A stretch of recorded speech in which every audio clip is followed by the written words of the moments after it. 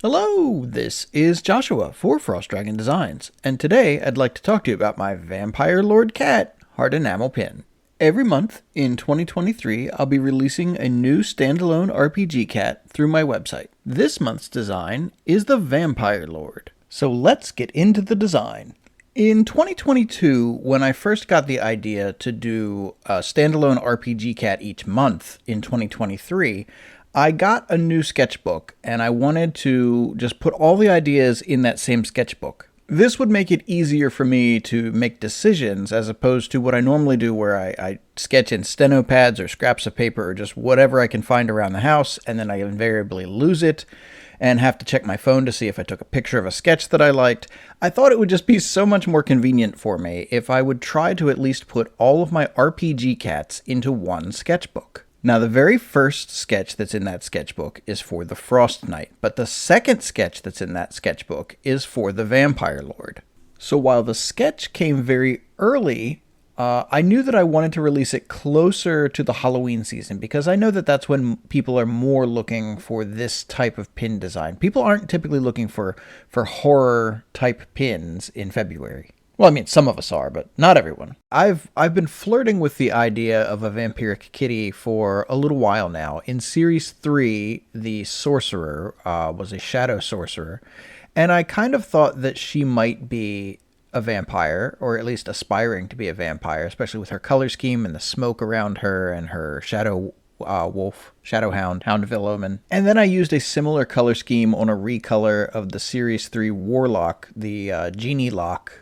I had one that was in that similar color scheme. But this is my first one that I think is a legit vampire, like that he's supposed to look like a vampire, and he's got his two little bats along with him, which I think is really fun. By the way, I stole those bats from my Bats D20 pin, my Bat Nature Roll pin design.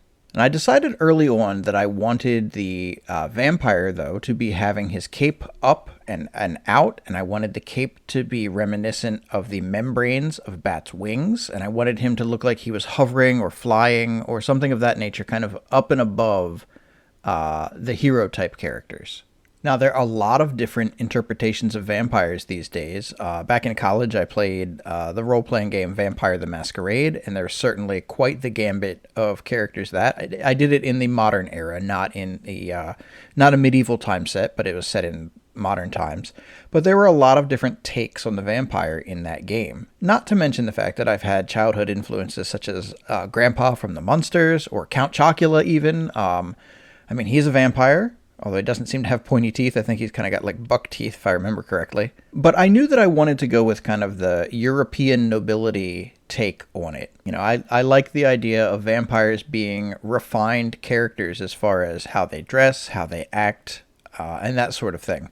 So I wanted him to be well-dressed, and I wanted him to have the sash indicating his nobility, as well as kind of the badges on that. What was funny, though, is I kind of had these ideas in my head as far as what it should look like. But when I went to Google to try and find, photos of maybe movie vampires or something of that nature, illustrations of vampires that looked the way I had it in my head, I couldn't find any. And what I found was I had apparently constructed some sort of image in my head of what I thought a stereotypical vampire looked like, but I could not actually find any evidence that type of look was very prevalent. I found a lot of classic movie imagery with vampires wearing kind of the medallion around their neck, but not as many with crossbody sash like I ended up doing for this particular pin design. So I just kind of, expanded my research into European nobility, and actually crossbody sashes were worn in U.S. military in the early days as well. I believe there's a portrait of George Washington with a blue crossbody sash. So I don't know where I got the idea that vampires popularly wore crossbody sashes. If anybody knows like a movie or maybe a book cover or something where that was prevalent, please let me know in the comments, because I'm curious where I got that notion from, because I can find very little evidence on the internet that was a thing. Unless we're talking about like beauty contestants who also happen to be vampires, in which case then yes, crossbody sash makes a whole lot of sense. But I think I just really took that from imagery of European nobility, and there's got to be an image somewhere of a vampire like that. In the color scheme, I really tried to stick with something very similar to what I did with the Series 3 Shadow Sorcerer because, like I said, that was kind of my first flirtation into, a vampiric kitty in the Black Cat RPG series, and I think it worked. I like kind of the warm tones, but I also like how I brought in kind of a vibrant magenta pink kind of colors as well with the Vampire Lord.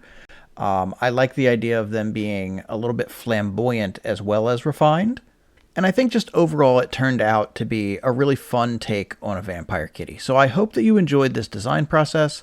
If you did, please go ahead and like and subscribe to this channel. I have a new video out every week, sometimes more than one video a week, and I'd love to have you back for the next one. So thank you so much, and have a great day.